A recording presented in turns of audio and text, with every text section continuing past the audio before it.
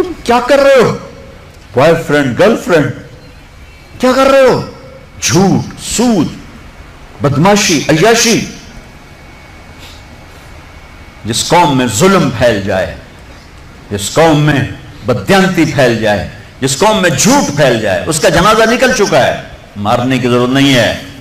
میرے بچوں، ہم اس ملک کو بنائیں، اور اللہ کا قانون ہے کہ اپنے آپ کو بدلو.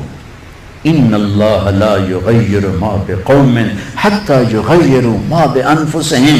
طارق جمیل سے شروع کریں کہانی. مجھے پھر اقبال یاد آتا ہے.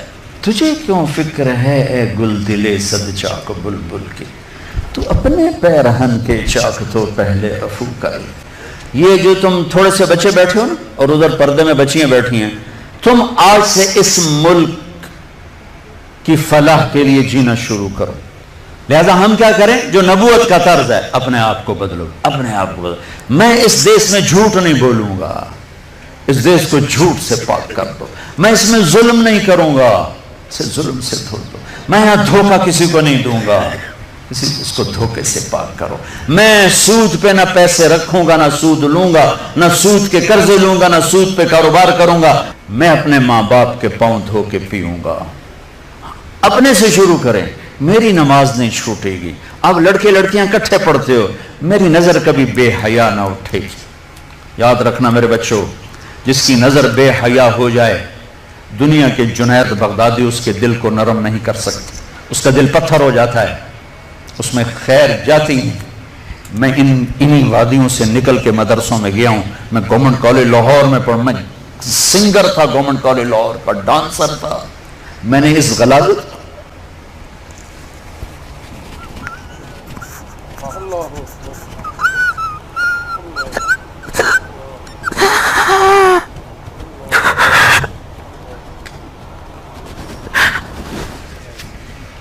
میں نے ان اندھیروں میں سفر کیا ہوا ہے. میں نے ان ابلتے گٹروں کا پانی پیا ہوا ہے. میری راتیں ایسی خوفناک گزری ہوئی ہیں. میں کسی عالم گھر کا نہیں تھا، ایک بڑے ذمہ دار کا بیٹا تھا. میرے رب نے میرے نصیب وہاں سے نکالا. میں اس کا شکر گزار. اپنی جوانی کو داغدار نہ کرنا، 2 ٹکے کے نہیں رہو گے. میرے بس میں نہیں ہے کہ میں لڑکیوں کی تعلیم الگ کر دوں، لڑکوں کی الگ کر دوں، لیکن یہ تو کہہ سکتا ہوں کہ اپنی نظروں کو حیا سکھا دوں، انہیں حیا کا سرما لگا دوں. ورنہ میرے رب کی قسم، ذلت کے سوا کچھ نہیں. پاک دامنی اور حیا جیسا زیور کائنات میں کوئی نہیں ایمان کے بعد. چند دن پہلے مجھے ہندوستان کے لوگ ملے انڈیا میں.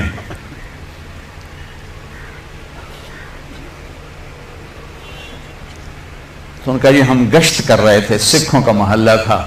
تو ایک بوڑھی خاتون آئی کہ بیٹا میرے پتروں نے بھی مسلمان بناؤ. میں مسلمان ہاں، میں 47 پکڑی گئی ہوں، میں مسلمان. میری ساری اولاد سکھ ہے، کوئی نہ مسلمان بنا چھوڑو. میں آج تائیں ایمان اپنے ہاں نہ لایا. ایسی لاکھوں بیٹیاں تھیں. اگر ناچنا گانا ہی کرنا تھا تو انہیں ذبح ہونے کی کیا ضرورت تھی؟ اگر سود کے بڑے بڑے نظام چلانے تھے، ناچ گانے کی محفلیں سجانی تھیں، آوارگی کو تہذیب بنانا تھا، میرے دیش کی عدالتوں نے بک جانا تھا.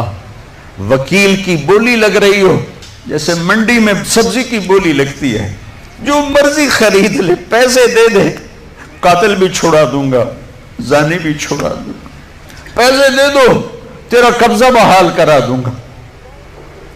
جج کے قلم کی قیمت لگ چکی ہو، اتنے پیسے دے دو، سائن کروا لو. عدالتیں عمارتوں کا نام نہیں ہیں، عدالتیں انسانوں کا نام ہیں. جب انسان بھیڑ بکری کی طرح بکنے لگیں، جب قانون کے قلم کی بولیاں لگیں، جب مالدار کے لیے اور قانون ہو، غریب کے لیے اور قانون ہو، طاقتور کے لیے اور قانون ہو، حکمران کے لیے اور قانون ہو، مخالف کے لیے اور ہو، اپنوں کے لیے اور ہو، تو وہ جنگل ہے، وہ جہاں افریقہ کا جنگل ہے. وہ کینیا اور تنزانیہ کا جنگل دنیا کا سب سے بڑا جنگل ہے، ابھی دیکھ کر آیا ہوں میں، ہماری جماعت چلے کی تھی، یہ اس سے بھی بڑا پاکستان ہو یا کوئی دیش ہو، میرا دیش ہے، میں اس کے لیے آنسو بہا رہا ہوں۔ پولیس کے رویے مالدار کے لیے اور، غریب کے لیے اور، طاقتور کے لیے اور، پیسہ دینے والے کے لیے اور، رشوت دینے والے کے لیے اور، ظالم کو پوچھنے والا کوئی نہ ہو، مظلوم کی سننے والا کوئی نہ ہو۔ یہ کیسی عدالتیں ہیں جہاں مظلوم کی صدا نہ پہنچ سکے؟ یہ کیسا انصاف ہے کہ مظلوم کو انصاف لینے کے لیے اگلی نسل تک کا انتظار کرنا پڑے؟ یہ کیسا انصاف ہے جہاں گھر بک جائیں، جائیدادیں بک جائیں اور پھر بھی وکیل کی فیس پوری نہ ہو؟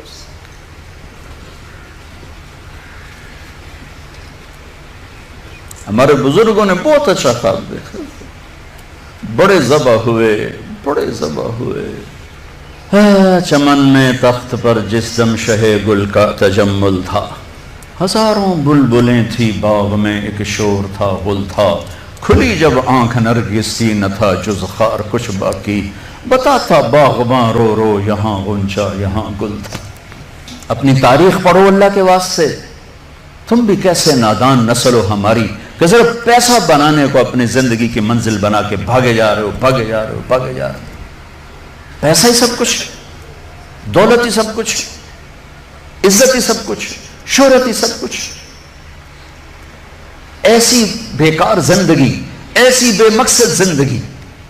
ایک موت ہے جو پیچھے لگی ہوئی ہے، یہ شمع گل ہو جائیں گی، یہ بولتی زبان ہمیشہ کے لیے خاموش ہو جائے گی، کانوں کے ٹیلی فون کے تار کٹ جائیں گے، یہ سوید لباس پہنا ہوا جسم لٹھے کے کفن میں لپیٹ کر مٹی میں مٹی کر دیا جائے گا۔ پھر ایک دن آئے گا کہ تیرے جسم کو کھانے والے کیڑے بھی مٹی میں مٹی ہو جائیں گے۔ اجل ہی نے چھوڑا نہ کسرا نہ دارا، اسی سے سکندر صفاتی بہارا، ہر ایک لے کے کیا کیا نہ حسرت سے دارا، پڑا رہ گیا سب یوں ہی ٹھاٹ سارا، جگہ جی لگانے کی دنیا نہیں ہے، یہ عبرت کی جا ہے تماشا نہیں۔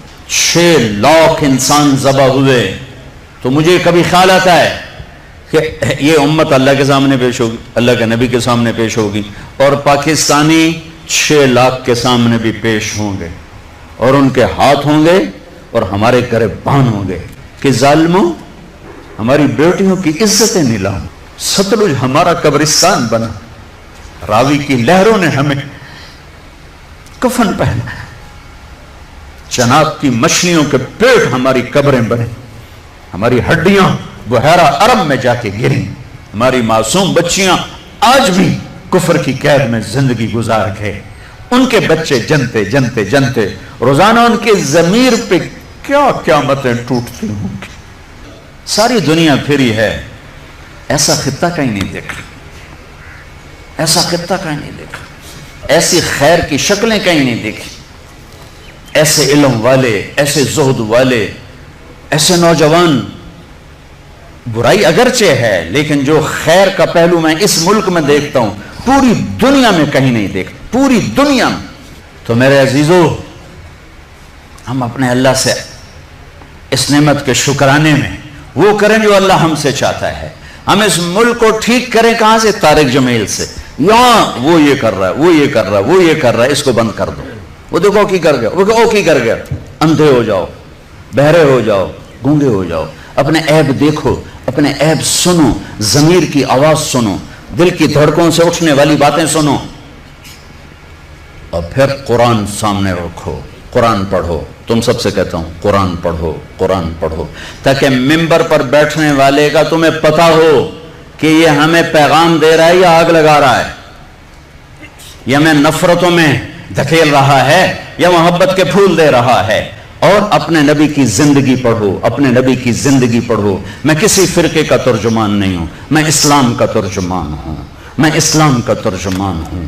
یہ بھڑکتی آگ ہے جس نے سارے خرمن کو جلا دیا ہے۔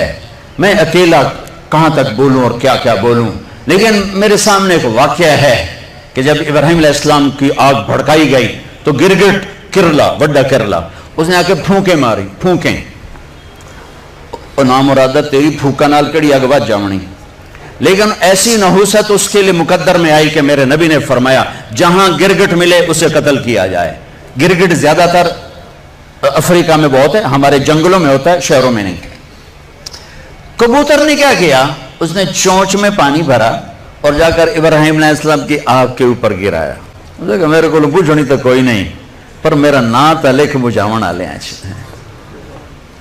तो मेरे अल्लाह ने कबूतर की ऐसी मोहब्बत डाली लोगों के दिलों में कि हरमैन में कबूतर के सिवा कोई परिंदा कोई, हजारों परिंदे गुंबद खिजरा का तवाफ कर रहे होते हैं, हजारों कबूतर बैतुल्ला का तवाफ कर रहे होते हैं, हजारों कबूतर मस्जिद नबवी का तवाफ कर रहे होते हैं, और सारी दुनिया से आने वाले मुसलमान उनको दाना डाल रहे हैं, दाना डाल रहे हैं। ये उस कबूतर की तुफैल है जिसने 2 चोंच पानी गिराया था। मैं कुछ नहीं हूं, मैं एक कबूतर हूं जो 2 चोंच पानी गिरा रहा हूं। इस भड़कती आग को मैं नहीं बुझा सकता, लेकिन मैं इस आग को मैं फूंक नहीं मार सकता। मैं फूंक मारने वालों में अपना नाम नहीं लिखाना चाहता। मैं अल्लाह के रसूल के दरबार में पेश होकर कहना चाहता हूं, या रसूल अल्लाह, मैंने तो आपकी उम्मत को जोड़ने की कोशिश की थी, आगे तुम्हारी मर्जी, शिया बनो, सुन्नी बनो, बरेलवी बनो, देवबंदी बनो, वाबी बनो, जो मर्जी ढोल बजाओ, अरे मुसलमान बन के रहो, मुसलमान बन के रहो, उम्मत बन के रहो, उम्मत बन के रहो।